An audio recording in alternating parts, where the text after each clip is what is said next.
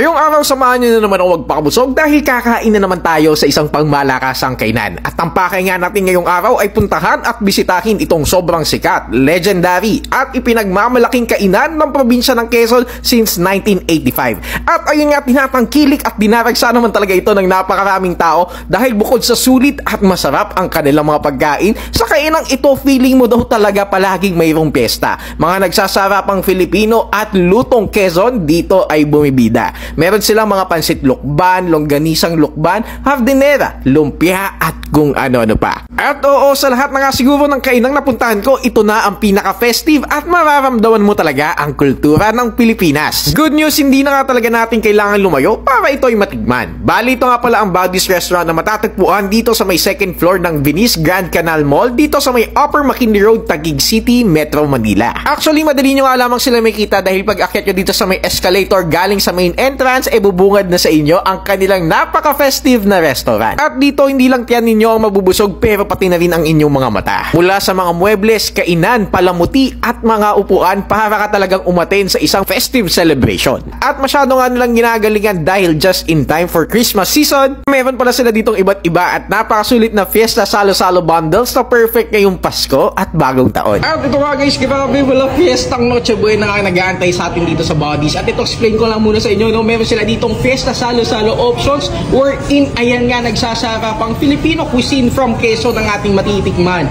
Meron silang pansit, ayan, meron din silang longganisang lukban, 2 pirasong hardinera, cassava cake, iced tea, tapos meron na rin yung kasamang kanin. Grabe, napakasulit kasi 2,000 plus pesos lang pero good for 8 to 10 persons na. Panalong-panalo to ngayong Pasko at bagong taon. Yan, titikman natin at alamin natin kung masarap nga ba talaga.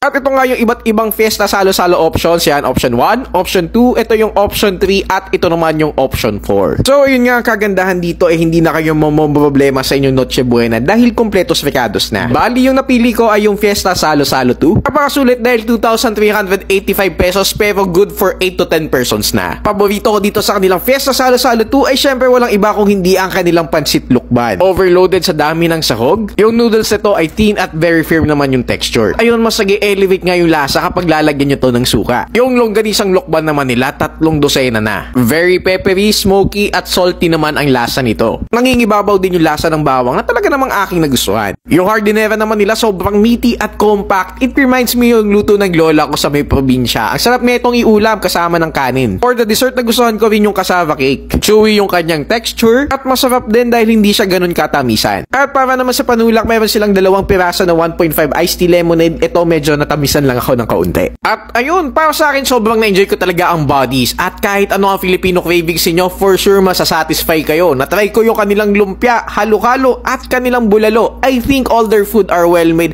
at ramdam talaga ang pista ng Pinoy. Kaya naman bumisita na sa pinakamalapit na Buddy's sa inyo or umorder online sa Buddy's official FB page. Yun lang, finish na.